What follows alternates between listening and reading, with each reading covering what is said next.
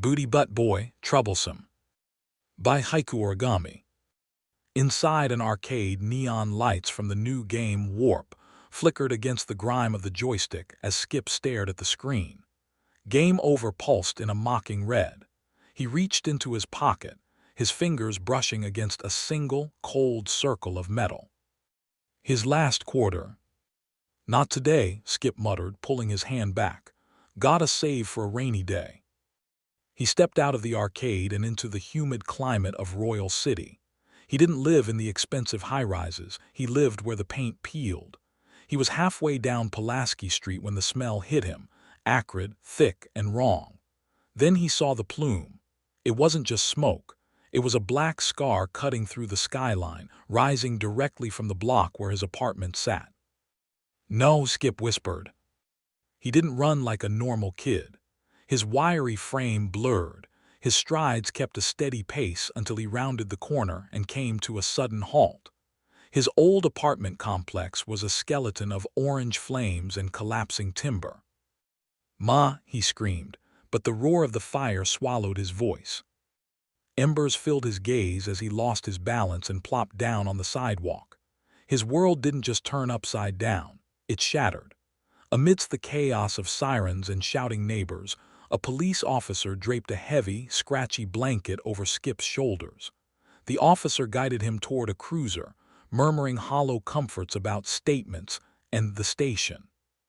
Skip didn't hear him. His eyes were fixed on an alleyway across the street. There, standing perfectly still amidst the drifting ash, was a familiar figure. The man didn't move, didn't help, didn't even blink. He just watched, his shadow long and sharp against the brick, like a predator observing a specimen. "Who the flip is that?" Booty inquired, climbing into the patrol vehicle. The police station was a blur of fluorescent lights and questions Skip couldn't answer. When the detective turned his back to grab a coffee, Skip didn't just leave, he disappeared. For 3 months he became a ghost. He didn't go to a shelter. He went to the last place anyone would look for a dropout, Spire Academy. He broke into the sub-basement, a labyrinth of rusted pipes and forgotten boilers. He raided the science labs, borrowing high-grade capacitors, laser diodes, and liquid nitrogen. At night he slept on a pile of discarded blueprints, masking the grief of his mother's death with continuous motion, tweaking devices before dozing off. He wasn't just building gadgets, he was building a new identity. 3 months to the day of the fire, Skip stood on the ledge of the Spire Academy clock tower. He looked down at the courtyard, his newly developed anti-gravity boots clicking into place. In the corner of the yard, a massive teenager had a younger student hoisted by his belt. The smaller kid was inches off the ground, kicking at air. The Spire way was about hierarchy, and the bullies were just junior versions of discipline. Skip adjusted his goggles, his built-in AI twin chirping a greeting. He looked out at Royal City, staring beyond before looking into the fourth wall behind his shoulder. "A name is a name, and you can call me Booty," he stated, his voice steady for the first time in months. "And the thing about me is I'm not about to sit here and juggle a social life with crime fighting." He didn't wait for an answer. He dove.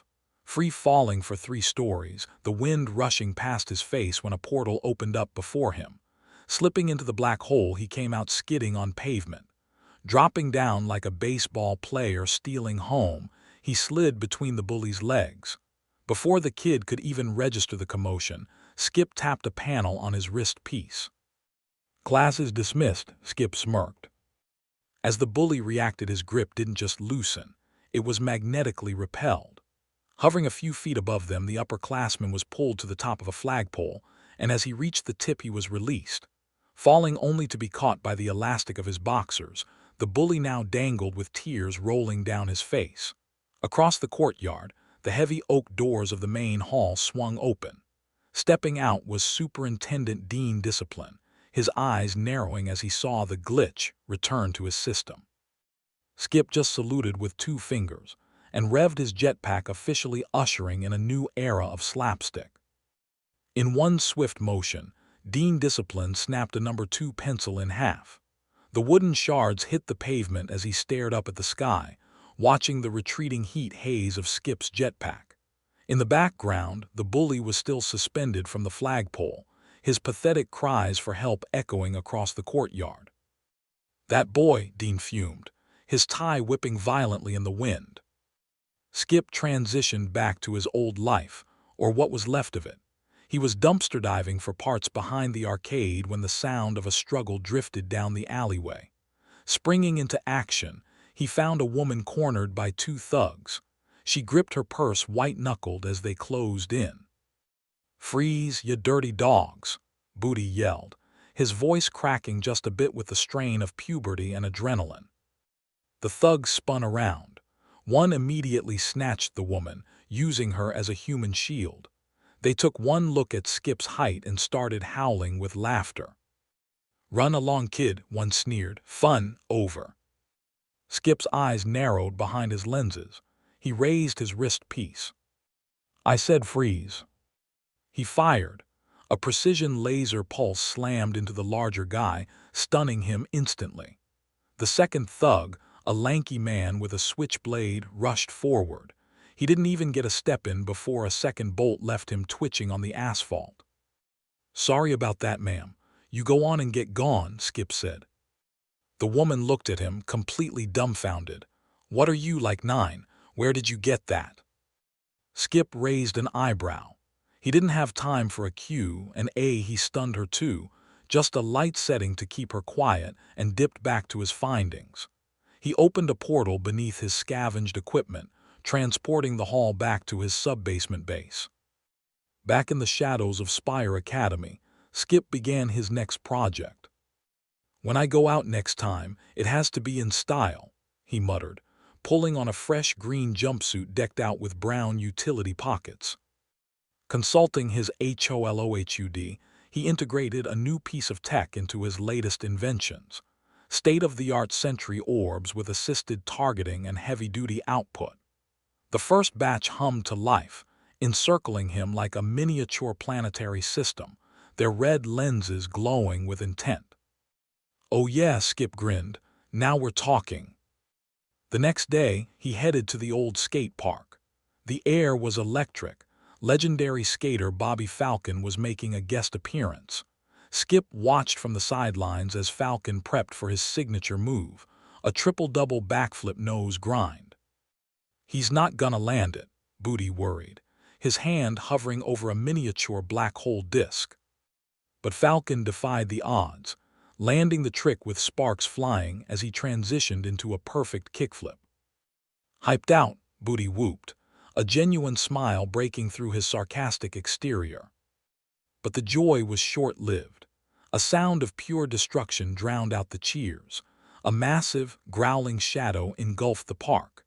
Bystanders looked up in terror at a creature no one over the age of 12 could identify. "Is that putty?" Skip asked, nodding the gray goop dripping from the monster's flailing arms. Skip reached for a disc, but a booming voice beat him to the punch. "Fret not, for Overwatch is in the house." An armored figure roared overhead, followed by several carriers that deployed modular metal plates.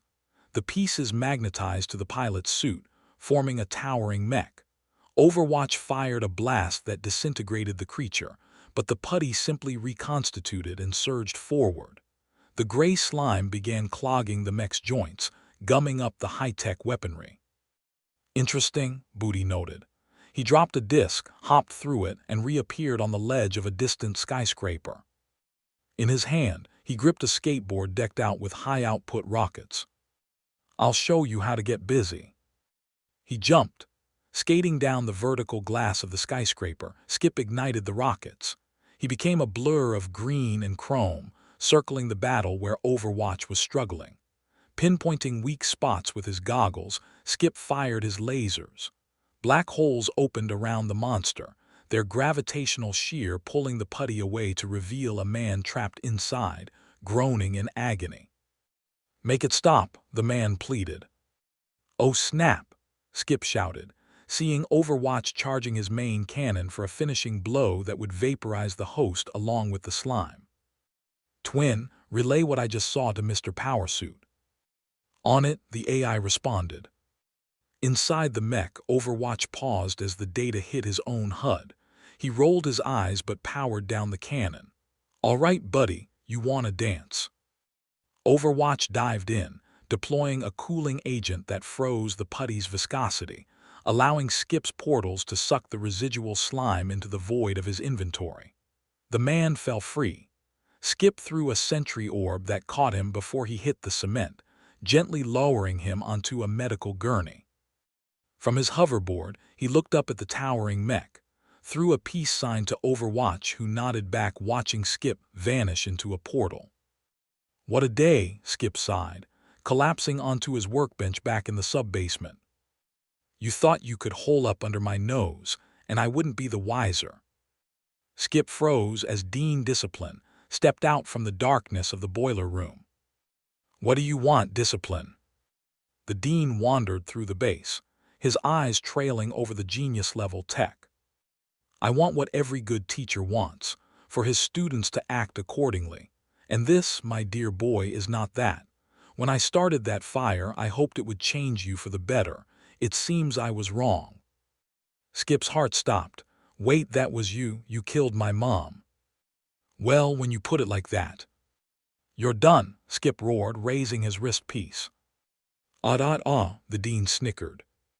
He pressed a button on a sleek remote, activating a high-frequency EMP. "Twin," Booty asked. "Silence." The gadgets went dark. The orbs fell to the floor with a hollow thud. Discipline stepped forward, his movements precise and predatory. He grabbed Skip by the collar, hauling him toward the back of the basement where a janitor's closet had been converted into a launch bay.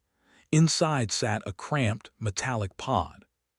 "It's a shame, really," Discipline mused, shoving the boy inside. "You were always so gifted." "Let me go," Skip screamed, kicking at the reinforced glass. "Give everyone my best wishes," the dean said with a cold smile. He slammed the door and pressed a large red button labeled Detention Island. The pod groaned, pressurized, and then bolted out of the school grounds like a railgun slug. Skip watched Royal City shrink into a dot as he hurtled across the ocean. He landed with a bone-jarring thrum smack dab in the middle of a massive arena. The pod hissed as the pressure seal broke, the glass sliding back to reveal a sky the color of a bruised plum. Skip stumbled out, his boots crunching not on pavement, but on a mountain of rusted hubcaps and discarded textbooks. He was in the center of a makeshift coliseum built from scrap metal and school buses. At the far end, perched on a throne made of fused-together lockers, sat a boy in a tattered cape. "Who goes there?" his squeaky voice asked, leaning forward with a golden ruler held like a scepter. "Look, I don't have time for whatever this is," Skip said, shaking the cobwebs from his head. He tapped his wrist piece, but it remained cold. "I gotta get home." "Home?" a girl asked from the stands, her eyes hollow. "This is your home now, didn't he tell you?"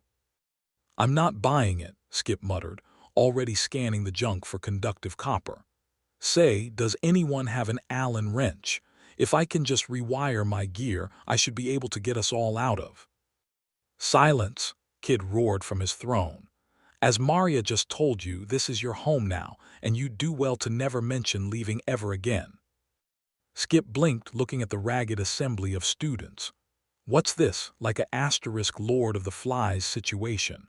"Yeah, I'ma go out on a limb and say that guy isn't all too sane." "Insolence?" Kid's face reddened. "Guards!" Instantly, 3 teenagers armed with sharpened mops and rebar spears leaped from the stands. Skip didn't wait. He bolted, his wiry frame a blur as he tore through the gladiator arena. He dived over a pile of tires, dodging a spear that whistled past his ear.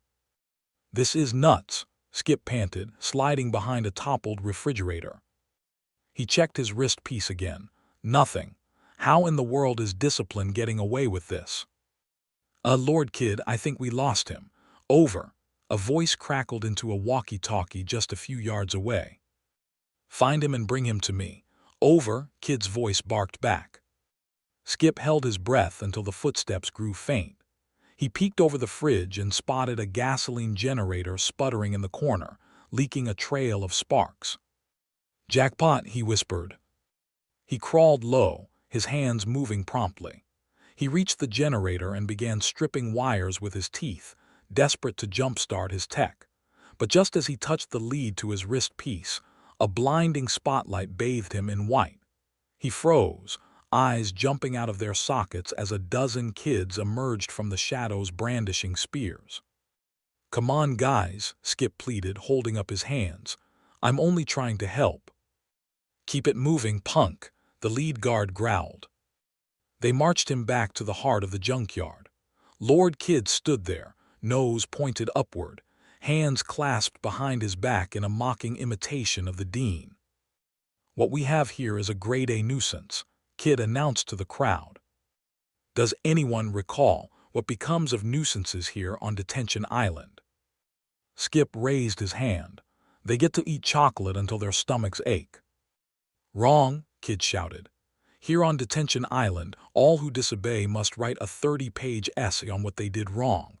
Timothy, lend this young man a pencil and some paper." "Yeah, I don't think so," Skip said. A faint blue glow hummed from his goggles. He had siphoned just enough juice from the generator to bypass the EMP lockout. His HOLOHUD flickered to life. "Twin, open the back door," Skip whispered. He raised his wrist piece and fired. A high-powered laser beam slammed into the dirt at his feet, tearing a hole in the fabric of the realm. A miniature black hole spiraled into existence, howling with a gravitational pull that made the kids scream and dive for cover. Skip didn't hesitate. He leapt into the void, the portal collapsing behind him. Back on the island, a heavy, terrifying silence fell. The students stared at the spot where Skip had vanished. The illusion was shattered. They weren't in a kingdom, they were in a prison, and the bars were made of their own fear. Slowly, they turned toward Lord Kidd. "Stay back, I say," Kidd cried, his voice cracking as he scrambled atop a pile of junk, swinging his plastic sword wildly. An older girl stepped forward, disarmed him with a single swipe, and dragged him down into the mob. As the king was stripped of his crown, Skip peeked back through a microscopic rift he'd left open to check his work. His face went totally blank as he witnessed the mutiny. "Now," Skip said, wiping sweat from his brow and looking around his quiet sub-basement. "Where were we?" Skip marched through the pristine hallways of Spire Academy, the soles of his anti-gravity boots squeaking against the waxed floors. Every student he passed froze, eyes wide at the kid in the green jumpsuit who had supposedly been expelled, to the point of no return. He didn't knock. He burst through the double oak doors of the superintendent's office. Inside, Dean Discipline was mid-tirade, towering over a trembling freshman and her bewildered parents. "Your hemline is a direct violation of the Spire Code, which clearly states—" Dean Discipline stopped mid-sentence, his eyes darting to Skip. His face went from a mask of order to a snarl of pure, violent recognition. "You," Discipline hissed. Without a word, the dean slammed his palms onto his mahogany desk, flipping the heavy furniture like it was made of cardboard. Before Skip could fire a shot, the dean jumped through a hidden hatch in the floor. "Not today, Dean," Skip yelled, kicking his hoverboard into gear. He leaned into the hatch, surfing down a steep metallic slide that spiraled deep into the academy's foundations. As the slide opened into a vast, subterranean transit tunnel, Skip saw 5 deans running in 5 different directions. "They're holograms," Twin deduced in his ear, the AI's HUD highlighting a single figure lagging slightly behind the others. "Target locked. The genuine article is the one with the crooked tie." Skip raised his wrist piece and fired. The laser bolt streaked through the air, but instead of hitting home, it ricocheted off an invisible force field, leaving a glowing scorch mark on the concrete wall. Dean Discipline skidded to a halt, calmly adjusting his tie as if he weren't being hunted. Now, Skip, no hard feelings, right?" "Oh, I'm feeling hard," Skip shouted back. He paused, his face turning a slight shade of red. "Wait, no, you know what I mean." Of course, Dean said, his voice dripping with narcissistic pity. He reached into his pocket and pulled out the sleek remote. However, this is where your journey ends. The Dean's thumb hovered over the red button. He clicked it. The EMP surge rippled through the tunnel, but Skip was a step ahead. Just as the surge left the remote, Skip slammed a black hole disk into the floor beneath both of them. The gravity well swallowed the EMP blast and the two combatants whole. The world blurred, and suddenly the claustrophobic tunnel was replaced by the open sky. They were skydiving, 3,000 feet above the Spire Academy clock tower. "What have you done?" Discipline screamed, his hair finally losing its perfect form in the 120 mph wind. Skip didn't answer. He pulled the cord on his jetpack, deploying a specialized parachute that snapped him upward. Discipline, desperate and flailing, reached out and grabbed Skip's ankle.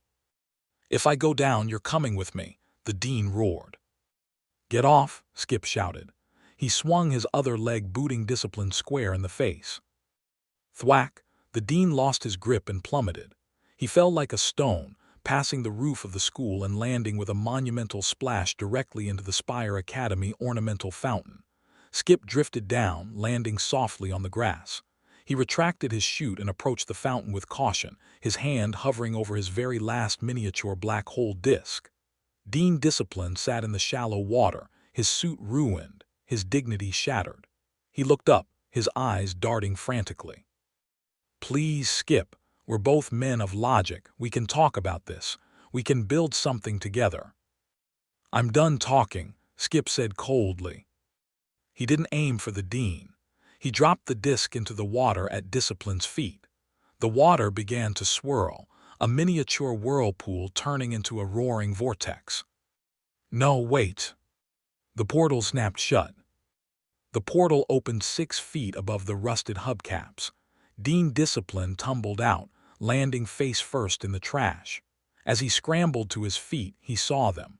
Dozens of kids, led by the older girl who had taken the crown, stood in a circle around him. "Score!" one of the teens yelled, lunging forward and locking the Dean in a tight headlock. "No, no, this isn't happening," Discipline shrieked, his voice reaching a pitch no student had ever heard. "I'm the superintendent. I own you kids. Og." The mob closed in. The king of order was now the subject of the messy, chaotic justice he had created. At Spire Academy, Skip watched the water in the fountain settle. He wiped his hands on his green jumpsuit, turned his back on the school, and started walking toward the city. The neon signs of the arcade were just starting to hum as the sun dipped below the horizon. Skip walked inside, felt the weight of his final quarter in his pocket, and slotted it into the warp machine. The screen lit up. Player 1, start. Skip gripped the joystick, a small, tired smile on his face. "What can I say? I guess I'm troublesome," he whispered, winking at the fourth wall. A kid's place. The lights of Royal City shimmered like scattered diamonds through the floor-to-ceiling glass. A brolic man stood perfectly still before a window, the silk of his suit jacket catching the moonlight as he stroked his goatee. "You know why they call me Business?" he asked, his voice a low, gravelly hum that carried more weight than a threat. The man tied to the chair behind him couldn't answer. His muffled whimpers were the only sound in the sprawling penthouse. Business didn't even turn around. "Because I'm about minds." With a casual flick of his wrist, a gesture so small it was almost elegant, the shadows at the edge of the room shifted. 2 silent, hulking goons stepped forward. They didn't bother untying the man, they just grabbed the legs of the chair and began dragging him toward the service elevator. The man's gagged screams grew desperate, his heels drumming a rhythmic beat against the polished hardwood. Business finally turned, watching the elevator doors hiss shut. He exhaled, the tension leaving his shoulders. "Cliché," he called out, his voice returning to a smooth, executive tone. "Fetch me some wine, why don't you?" Cliché stepped out from the bar area, her heels clicking with a lethal precision. She was the definition of a femme fatale, sharp eyes, sharper wit, and a grace that suggested she could kill you just as easily as she could pour a drink. "Sure, baby," she purred, pausing with a silver remote in her hand. "You want the music a little louder so you don't have to hear his screaming." Business offered a thin, cold smile. "You read my mind." With a thumb press, the room was flooded with the brassy, sophisticated notes of smooth jazz. The decibels climbed, perfectly engineered to drown out the distant echoes of the basement-bound pest. Cliché moved to the decanter, swirling the deep crimson liquid with practiced ease. She walked over to Business as he settled into his leather wingback chair, handing him the glass. She leaned down, her hands massaging the knots in his shoulders. Business took a long, slow sip, closing his eyes as the jazz washed over him. "Refreshing," he muttered. Miles away on the outskirts of the city, the air tasted of pine and dust. The quiet of the mountain pass was shattered by the rhythmic, heavy thud of hooves as the horizon gave way to the neon glow of Royal City. The lead cowboy pulled on the reins, his horse huffing a cloud of steam into the cool night air. He adjusted the brim of his hat, his eyes reflecting the distant flickering lights of the high-rises. "I reckon this is the place," he said, his voice a pitched drawl that cut through the silence. Behind him, the rest of his crew sat tall in their saddles, looking like ghosts from a bygone era dropped into a metal forest. "I'd wager you're correct, Buck," his right hand replied. He didn't look up from the hand-drawn map he held, but the moonlight caught the glint of the long, wrapped hilt of the blade strapped to his back. The third rider didn't wait for a formal invitation. He let out a sharp whistle, reining his horse with practiced aggression before digging his spurs in. "Well, Rift Raft ain't one for waiting. Let's get to it then." The animal reared back and then bolted, the sound of iron hooves galloping on pavement echoing like gunfire through the valley. The others followed suit, a stampede of 4 Southerners charging toward the bridge that led straight into the heart of the capital. The city was used to sirens and engines, but the thunder of a cavalry charge was a new kind of trouble. The shadows of the riders stretched long and sharp against the concrete as they officially entered business territory. Overlooking the event was Booty, hovering on his hoverboard, his HOLOHUD assessing both situations. "There goes my Saturday," he sighed, taking off towards the desperados, smoke billowing from his rockets. Tailing the riders, he kept his distance and stopped short, hopping off his board and shoving it into his inventory. Buck and his crew got to work surveying a bank when Rift Raft pulled a device from his satchel. "Y'all might want to take a few steps back," he warned, flipping a small lever on the device before throwing it at the bank's wall. Boom! The wall came down and the crew moved in, bags open as they started to take their keep. Booty wasted no time. Dropping a miniature black hole disc, he teleported into the bank, crouching on a beam above the desperados. Text popped up on his HOLOHUD from Twin, who had scanned all 4 crooks. "Pistols, bombs, swords. Nothing I can't handle," Booty said to himself, dropping down from the beam. Sneaking up behind Rift Raft, he aimed his wrist piece, a red dot appearing on Rift Raft's back. "This is the end of the line, partner," Booty quipped, snorting. "So it would seem," Rift Raft said, putting his hands up. "Though I'd be willing to bet you thought we ain't know about all the vigilantes in town, did ya?" Before Booty could reply, he heard the slick metal of a sword being drawn. "Get 'em, Cash," Rift Raft shouted as Cash lunged in, slicing where Booty stood. Skipping out of range, Booty blasted his wrist piece, lasers flying only to be deflected by Cash's blade. One laser struck a chandelier that fell where Booty was. In a split second, he dropped a black hole, jumped in, and reappeared across the room where Buck had him dead in his sights. "That's a neat trick, son. Too bad I'm in no mood for games." Firing off shots pushing Booty to evade, rolling for cover when Rift Raft pulled out a laser cannon of his own design. A high-octane blast ripped through the bank, forcing Booty to retreat through another black hole. Crouching atop a nearby building, He deployed 3 sentry orbs that whizzed in to deal with the perpetrators. Beams flew in all directions as the desperados made their way towards their horses, Buck providing cover fire as Cash loaded up his horse. "Get to the waypoint, I'll rendezvous momentarily," Buck commanded. "I don't think so," Booty said, teleporting beside Buck, who turned on his heels, his pistols aimed straight at Booty, who had his laser beam trained on Buck's forehead. "Looks like we got ourselves a good old-fashioned standoff," Buck pointed out. "Looks like it. Now why don't you be a good lil' cowboy and turn yourself in?" "I reckon that ain't gonna happen, son." The two locked eyes, and before either one could shoot, Buck vanished into thin air. "Twin, where'd he go?" "Unable to process the event," Twin replied. "Gosh darn it," Booty said, kicking up dust.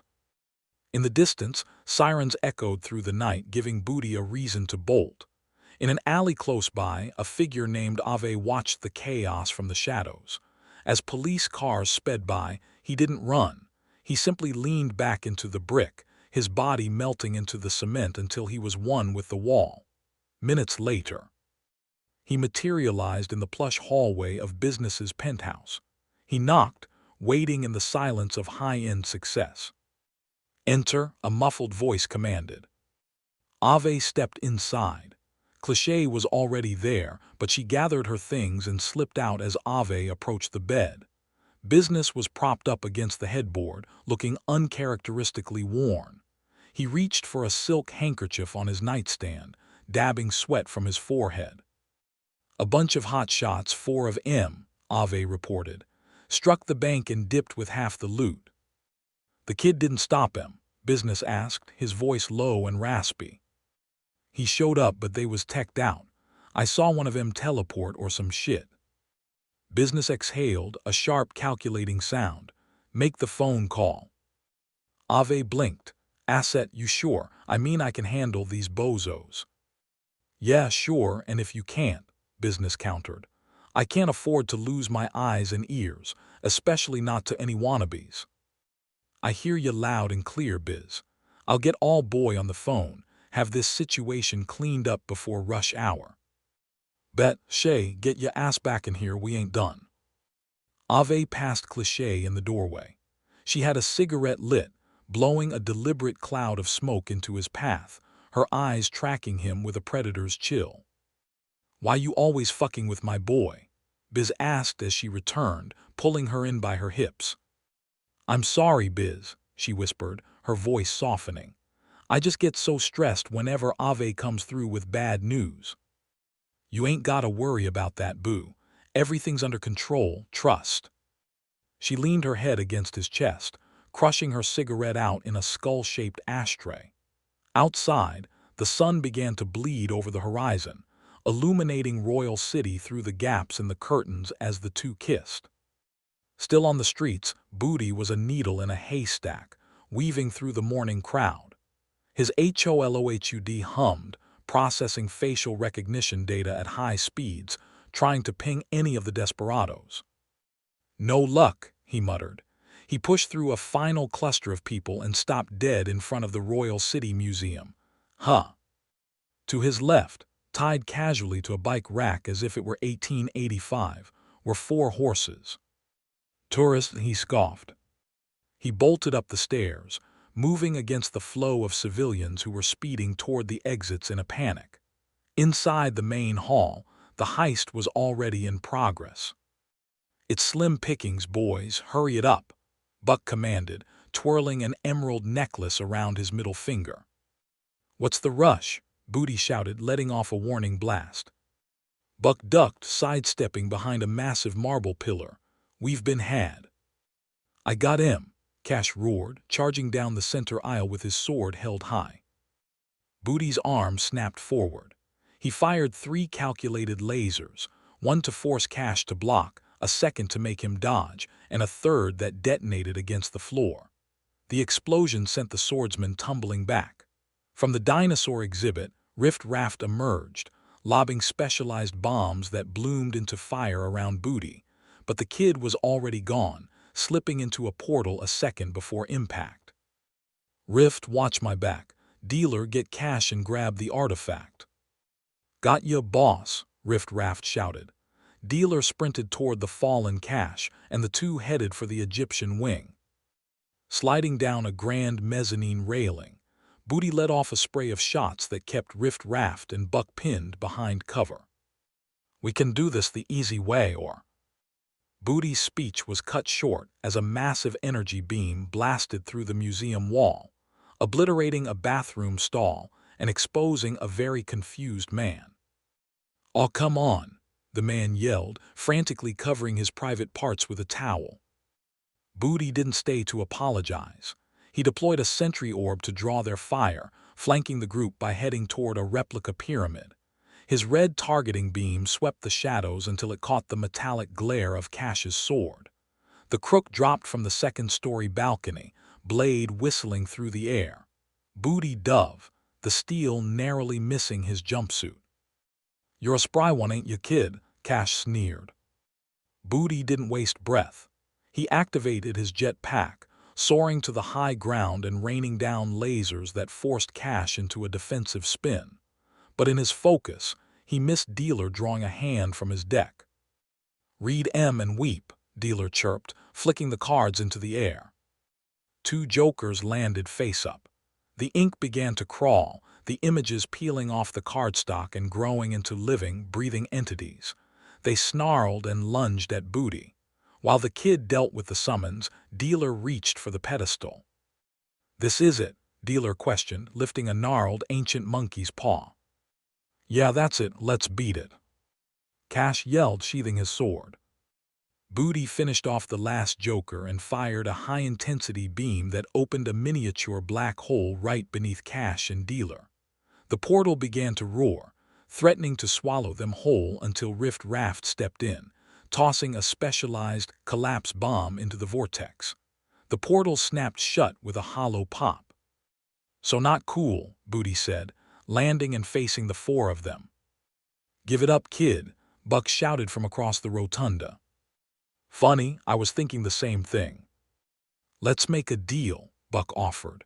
"You let us walk out of here, and we'll let you live to die another day." Before Booty could retort, a new, cold voice broke the tension. "How about I take you all down and walk out of here $1 million richer?" "Hey, boss, who's that over yonder?" Dealer asked, pointing. Standing at the entrance was a man draped in high-end tactical gear. "They call me Asset, and what I'm about to do is kick some asses." "Get a load of this guy," Booty muttered, looking over his shoulder. The room erupted. The desperados turned their guns on Asset, but the man moved like smoke, weaving through the gunfire with impossible fluidity. Cash lunged with his sword, and Buck emptied his mag, but Asset was a phantom. Booty stood back, arms crossed. "You gotta be kidding me," he sighed. "Stole my thunder." Dealer tossed a flashbang card, blinding the room. Cash took the opening to slice Asset across the chest, but the blade passed through a vaporous figure. "Ah, hell," Buck cursed.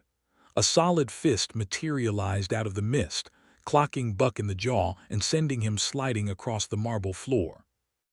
Asset tossed Cash aside like a rag doll and marched toward Rift Raft. The outlaw's cannon hummed, releasing a devastating energy beam, but it passed harmlessly through Asset's torso. Rift Raft didn't panic. He squinted, clicking a toggle on his weapon. "Oh, I'm just getting started," Rift Raft stated. He pulled the trigger. A freeze ray blasted outward. Asset, caught mid-stride, hesitated as the frost locked his shadowy form into solid ice. Seeing the opening, Buck scrambled to his feet, aimed his magnum and fired. The bullet hit the frozen statue dead center, shattering Asset into 1,000 sparkling shards. "Fall out," Buck ordered. He reached for the monkey's paw, but a laser from Booty's wrist piece sent it skittering across the floor. "About that," Booty said, a smug grin returning to his face. "Forget it, Rift, we need an extraction." Within seconds, the four of them vanished into thin air, leaving Booty alone in the ruined museum, shards of ice crunching under his boots. "Next time," he sighed. He dropped a portal and vanished just as the first police officer stepped into the room. Outside, a sleek black limousine sat idling. From behind the tinted glass, Business watched the museum entrance. He shook his head slowly, disappointed. He rolled up the window, and the car pulled away into the morning traffic. Across the city, the crooks sat in a dimly lit empty pub, the smell of stale ale and gunpowder hanging heavy. Cash dumped a heavy bag of loot onto the scarred wooden table, the coins clinking with a hollow metallic ring. "1 for 2 ain't so bad," Cash said, wiping his brow. "We got the money, now let's split." "No can do, partner," Buck growled, his eyes hardening under the brim of his hat. "This just got personal. That kid thinks he can intervene in my line of work. He's got another thing coming. Rift, you find out who sent that asset." Rift Raft looked up from a handheld scanner, a jagged scar on his chin twitching. "Yeah, some guy named Business, a serious kingpin type. What do you say?" "I say we pay Mr. Biz a visit." The desperados grinned wickedly as they burst out of the pub and mounted their steeds. Hooves clapped against the cobblestone, a rhythmic thunder echoing through the streets as they rode toward the high-rises. Meanwhile, Business stepped into his private elevator. He combed his hair in the mirrored wall, tapping his foot to the smooth jazz humming from the speakers. When the doors hissed open at his floor, he stopped dead. Standing right there, leaning against the hallway wall with his arms crossed, was Booty. "Who the hell let you in here?" Biz demanded, his voice dropping an octave. "The door was open," Booty snarked, scratching his head with a nonchalant shrug. "You've got 3 seconds to make scarce.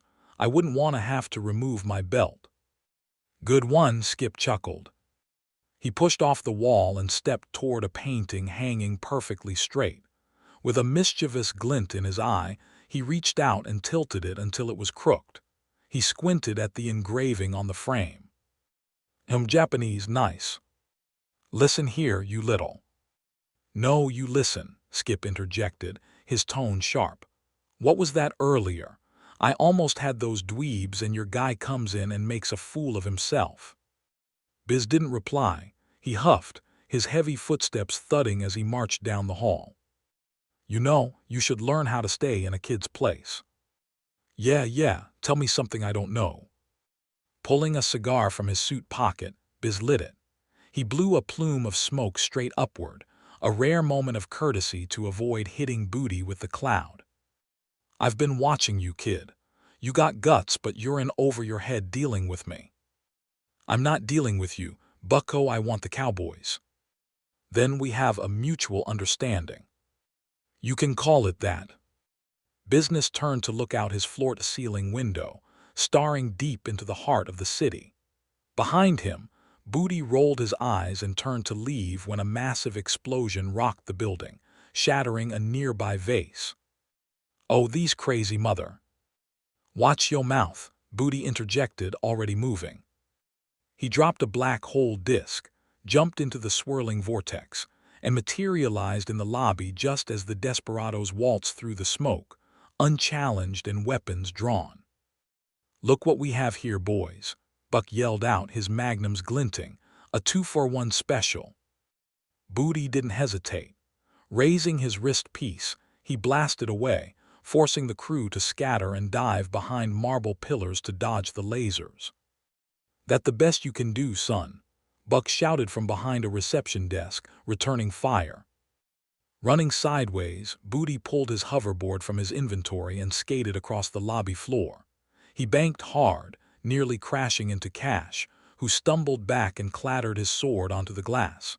Dropping a portal beneath the swordsman's feet, Booty captured Cash instantly. He turned to engage Dealer, who calmly plucked a single card from his deck. "Ace of spades," Dealer snickered, flicking it into the air. The card didn't summon a monster. It warped reality. Time in the room slowed to a crawl, the air turning thick like syrup. In the slow-motion haze, Rift Raft aimed his cannon and blasted the tail of Booty's board, sending the kid flying across the slick floor. "He's mine," Buck shouted, rushing in. Suddenly the elevator chimed with Business stepping out. In his hands was a double-barrel shotgun. He pulled the trigger, the roar of the blast knocking Buck back. Rift Raft tried to swing his cannon around, but Booty, recovered from the slide, flicked a disc across the floor. It expanded into a hole that swallowed Rift Raft whole. The outlaw clawed at the marble, but the gravity was too strong. Dealer went for 2 more cards, but Biz leveled his shotgun at the man's chest. Buck, however, scrambled up. Bullets lodged into his bulletproof vest. Frowning hard, he had his dual magnums trained on both Business and Booty. "It doesn't have to end like this," Business stated, his finger on the trigger. "Then y'all boys should have minded your own business," Buck spat. "This is my business," Biz retorted. Both of their trigger fingers itched, but before either one could fire, a series of shots rang out from the shadows. Buck's eyes went wide as he was gunned down from behind. Cliché stepped forward, a smoking pistol in her hand. She dropped the weapon and ran into Business's arms, tears streamlining her cheeks. "It's all good, baby," Biz rumbled, holding her tight. "You did good." Dealer, seeing the writing on the wall, tucked his cards back into his pocket as the sound of police sirens flooded the lobby. Booty, not one for staying to give a statement, ducked into a final portal. He reappeared in his own room, miles away. He exhaled, the adrenaline finally fatting as he flopped onto his bed. "All in a day's work," he sighed, closing his eyes. Folklore.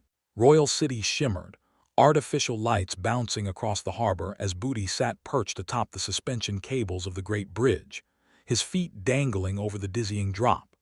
He sat in quiet contemplation, focused entirely on the peanut butter sandwich in his hands until his HOLOHUD chimed, the lens zooming with mechanical precision to track a slender figure soaring through the heart of the Chinatown district.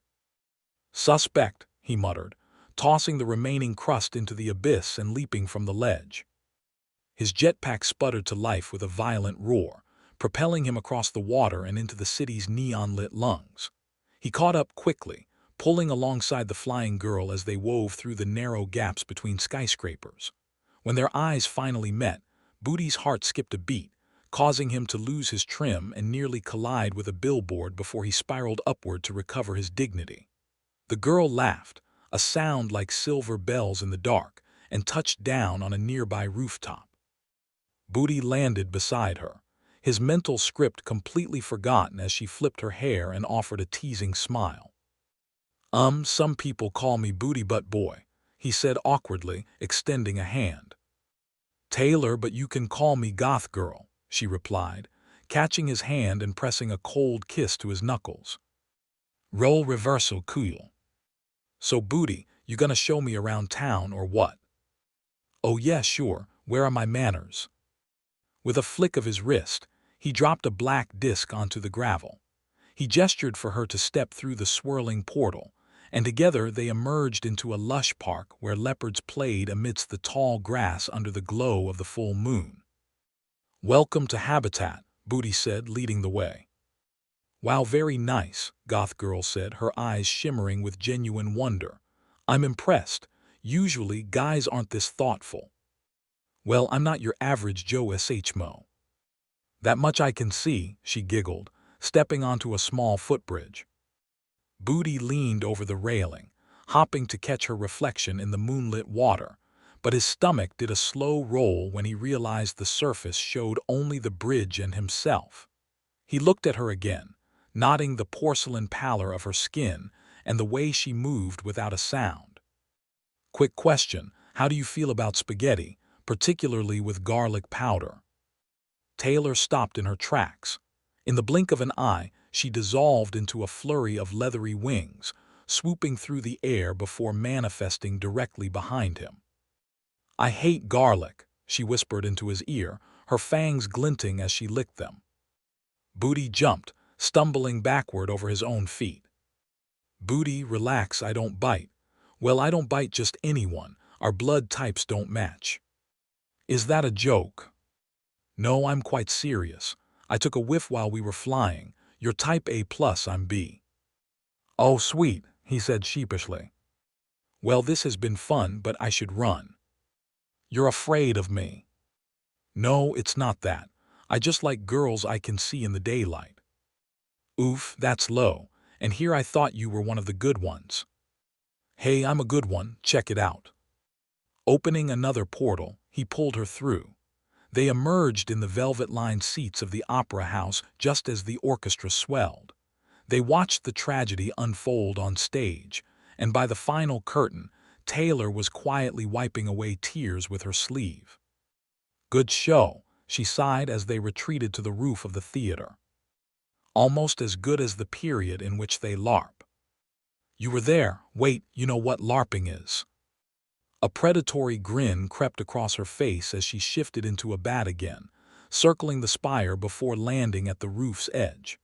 Her hair caught the breeze, her sharp nose lifted high as she looked back at him. "How long have you been, well, you know?" "Let me see," she said, counting on her fingers. 2,000 years, 8 months, and 15 days, I think." "I'm 12, Booty said, tugging nervously at his collar. And I mean, you're beautiful and all, but I don't want to get you in any trouble. I don't want readers at home thinking you're taking advantage of me." "Readers at home?" "Never mind. Say, how would you like to grab some breakfast?" "I can't," she said firmly, her eyes flicking toward the horizon. "My bad, the whole sun thing. How about we meet here again tonight and have dinner? I make a mean peanut butter sandwich." "Comedy," she said, pausing as the distance between them closed. They stood face to face, their breaths shallow and their eyes locked. As they both drifted in for a kiss, their lips just brushing, Taylor dissolved into a bat once more. The first ray of dawn broke over the city, and she flapped away into the lengthening shadows of the skyscrapers, vanishing from sight. Booty stood alone on the roof, a dazed grin spreading across his face. "She likes me," he whispered to the morning sun. The journey home was a meditative one, Booty surfing his hoverboard mere inches above the glass-calm water of the bay. The spray of salt air usually helped him unwind, but the peace was short-lived. In the distance, a massive cargo ship was pitching violently. As he drew closer, he saw a writhing mass of ink-black tentacles swarming the deck. Booty didn't hesitate. He accelerated, leaping from his board and sliding across the slick metal of the ship's deck. He slapped a black hole disc onto the floorboards, just as the terrified crew was being cornered. "Everyone in, move it." The sailors tumbled into the swirling vortex, vanishing to safety. But as the last man disappeared, a high-pitched, gurgling roar echoed from the bridge. "You ruined my revenge. Lil Squid must have his revenge." "Yeah, he's totally sane," Booty muttered, his thumb clicking his wrist piece into active mode. A red targeting dot danced across the creature's wet, tentacled face. "Lil Squid, was it? I'ma need you to chill out, buddy." "Never," the creature shrieked. He didn't run. He charged on the 4 thick tentacles that sprouted where a chin should have been, his movements disturbingly fluid. "Weird," Booty said, firing a concentrated stun beam. Squid defied physics, leaping overboard in a blur of motion. Booty rushed to the railing, tracking the ripples, but he wasn't quick enough. A massive, wet appendage shot out of the water behind him, slamming into his back and pinning him against the guard rail. Before he could recover, a tentacle wrapped around his ankle, hoisting him high above the churning waves. "If I can't have my revenge, then I'll have to make do with drowning you." "Phooey," Booty grumbled just as the grip released. He plummeted toward the dark water, but mid-fall, he kicked his heels together. A portal bloomed beneath him, and a second later, he came rolling out across the ship's deck. He scrambled to his feet and let off a point-blank blast, the energy ripple stunning Squid where he stood. In the distance, the rhythmic throb of a police helicopter cut through the night. "Time to bounce," Booty said. He whistled for his board, caught it in stride, and blazed a trail back toward the city skyline. By the time he reached his apartment, he barely had the energy to kick off his boots before collapsing onto the living room sofa. Across the city, far from the neon lights, Goth Girl slipped into the gaping maw of an abandoned castle. Her torchlight flickered against damp stone walls as she navigated the familiar, crumbling corridors. She was halfway to her quarters, letting out a long yawn, when a scaly, jagged shadow detached itself from the wall. "You're late," a voice growled, smelling of old parchment and rot. "Yeah, what of it?" Taylor replied, not missing a beat. "Did you retrieve my scepter?" "I got distracted. I'll get it tonight." "Do not play games with me, girl." "Leave me alone, Duskull. You aren't the boss of me." The wyvern hissed, his forked tongue flickering out, coated in a shimmering caustic acid. He slid in front of her, his massive frame blocking the path. He reached out with a clawed finger, mockingly tickling her chin. "Taylor, Taylor, Taylor, you know I do mean you any harm. I only wish to see us both shine as we were made to." "Well, maybe I don't want to shine with you." "You've met someone." Taylor went silent. She didn't offer a denial. She simply shoved past his scaly shoulder and marched into her chamber. The heavy lid of her coffin shut with a final, echoing thud. Outside, Duskull stood in the dark, his fist tightening until black blood dripped from his claws, sizzling against the stone floor. As night fell again, Booty awoke with a start. He had a date to keep. He bypassed his usual gear, opting instead for a tuxedo he'd been saving for a classy emergency. After fighting with a bow tie for 10 minutes, he dropped a portal and stepped back onto the rooftop from that morning. He checked his watch, 5 minutes late, 10. She wouldn't stand me up, would she? Suddenly, a streak of red descended from the moonlit sky. Taylor landed softly, wearing a sleek, blood-red dress that draped over her like a shadow. "You look like magic," Booty blurted out, his face heating up instantly. "Me, look at you all spiffy. Is that a real bow tie?" "This old thing, come on. I made reservations at Simmer, the new spot on 73rd. "Booty," she warned, "no garlic." I know, I called ahead, special request." They raced across the skyline, a tuxedoed boy on a hoverboard and a girl in a red dress flying wing to wing. At the restaurant, they bypassed the crowd and were seated at a corner table with a holographic menu. "Ooh, I'll have the gentleman's steak, rare, with a side of onion rings," Taylor said, her eyes bright. "And I'll take the deep dish margarita." As the waiter moved away, Taylor's excitement suddenly dipped. She became withdrawn, her fingers nervously twiddling. "Booty, I haven't been completely upfront with you." "You mean you're not really a vampire?" "No, that's true, it's just, I'm not who you think I am. I work for a bad person. He's not even a person, really. He's a dragon." "A dragon? Are you a dragon?" "Booty, no, I'm trying to tell you." "Look," he said, reaching across the table to take her hand, "I don't care about your past. You're with me now. If this dragon man has a problem with that, he can come see me." Taylor looked at him, searching his eyes for judgment and finding none. "You're not upset?" "I mean, a heads-up would have been nice, but at least you told me. Oh, look, food's here." They finished dinner, and after Booty tipped the waiter a single, shiny quarter, they took a stroll through the quiet streets. "If that guy's giving you a hard time, you can come home with me," Booty offered. "I'll sleep on the couch. You can have my bed." "I'd like that very much." "Would you now?"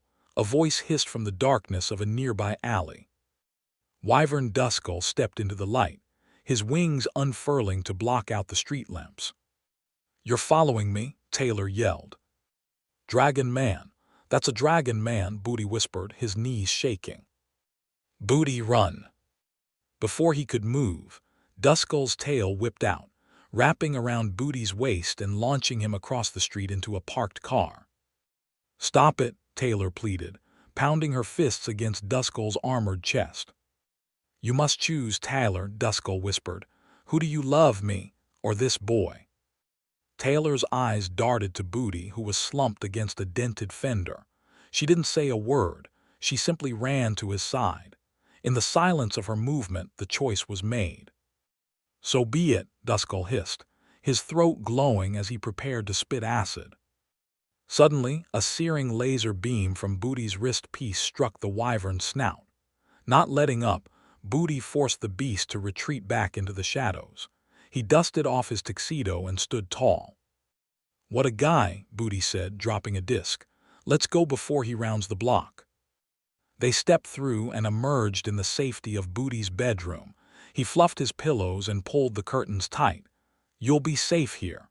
He started to turn toward the door. "Wait," Taylor said softly. "Stay, please. Only if you promise to keep it PG-13. "I promise." They spent the night talking, the immortal vampire and the tech-savvy dropout, until they both drifted into a deep sleep. But when Booty woke 8 hours later, the bed was empty. On his dresser sat a note. "I'm going to end things with Duskull." At the bottom was an address for the old castle. "She's gonna need backup," Booty concluded. He punched the coordinates into his HOLOHUD and dropped a portal. He emerged inside the castle, tiptoeing through the shadows of the throne room. There, Taylor was performing a hauntingly beautiful ballet for Duskull, who watched from a high stone chair. Duskull's eyes flicked to the doorway. "Ah, Booty, how nice of you to join us." "Taylor, let's get out of here," Booty yelled.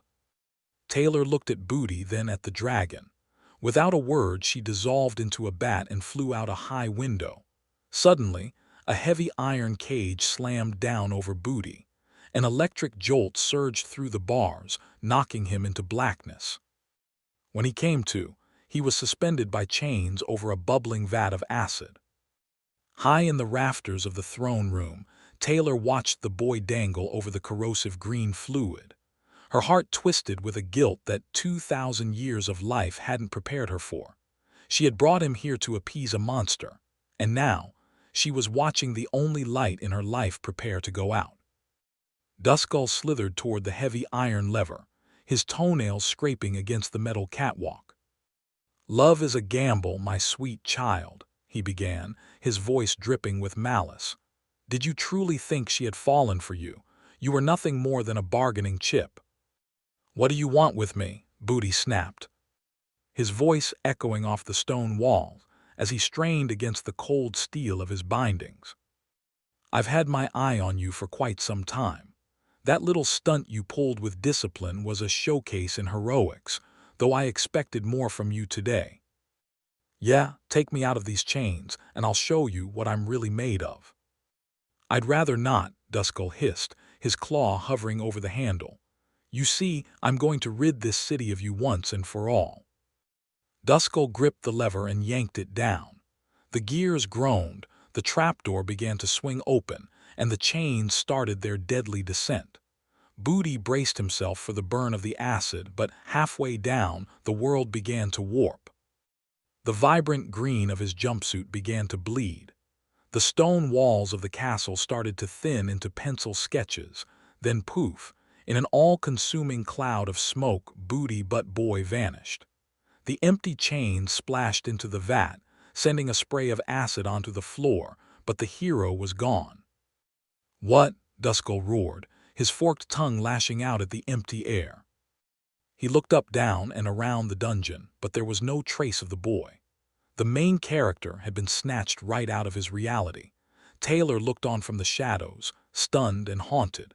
She didn't know where he had gone, but she knew she couldn't stay. Overcome with the weight of what she'd done, she became a bat and fled through the high window, leaving the raging dragon and royal city behind forever.